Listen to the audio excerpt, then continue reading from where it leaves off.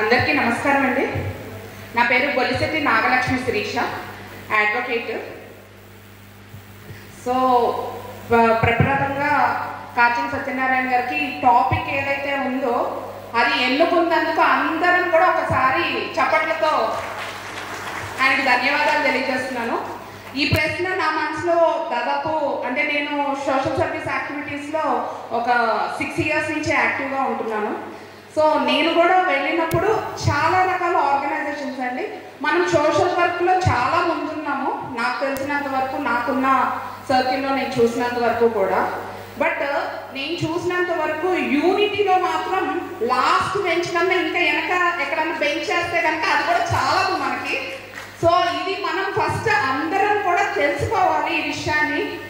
So ఇంకోటి ఏంటంటే నేను గమనించింది, మార్వాడీస్ ఉన్నారనుకోండి, వాళ్ళ అసోసియేషన్ ఎలా ఉంటుందో ఒకసారి చూడండి.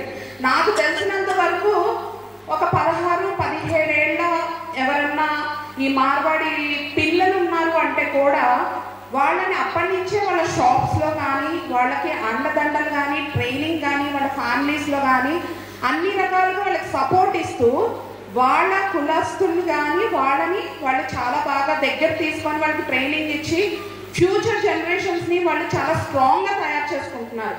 కానీ మన దాంట్లో ఎంతసేపటికి పక్క నుండి కిందకి లాగడంలో చాలా బిజీగా ఉంటున్నాం.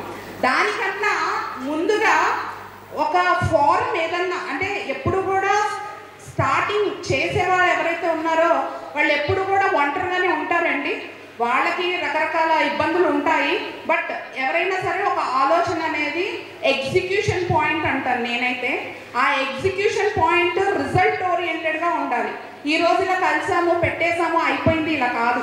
సో దీని తర్వాత స్టెప్స్ కూడా ఏం చేసామో అట్లీస్ట్ మనం చేసేది చిన్న రిజల్ట్ వచ్చినా పర్వాలేదు, దాన్ని మనం అందరికీ చెప్పేటట్టుగా ఉండాలి. ఫైనల్ ఏంటంటే ఏదన్నా ఒక వర్క్ తీసుకున్నప్పుడు ఆ వర్క్ స్టార్ట్ చేయడం కాదు, ఆ వర్క్తో పాటు రిజల్ట్స్ ఏవైతే వస్తున్నాయో వాటిని ఫుల్గా ఎక్స్పోజ్ చేసుకుంటూ ముందుకెళ్తూ ఉంటే అట్లీస్ట్ ఫలానాది పెట్టారు, మనకి ఇంత రిజల్ట్ వస్తుంది, దాంట్లో నెక్స్ట్ జనరేషన్ వాళ్ళని యాడ్ చేసుకుంటూ ట్రైనింగ్స్ ఇస్తూ ముందుకెళ్ళాలి. ఇప్పుడు రాజకీయ పరంగా తీసుకుంటే ఆల్రెడీ పెద్దవారు చెప్పారు 56 నుంచి 1కి వచ్చాము అని. సో ఇంకా మనం ఫ్యూచర్లో చేయాల్సింది ఏదైతే ఉంటుందో అది టీమ్ వర్క్ అండి. సో ఇప్పుడు లేడీస్ ఎవరైతే ఉన్నారో వాళ్ళు కూడా రకరకాల ఇబ్బందులు ఫ్యామిలీస్లో ఫేస్ అవుతున్నారు.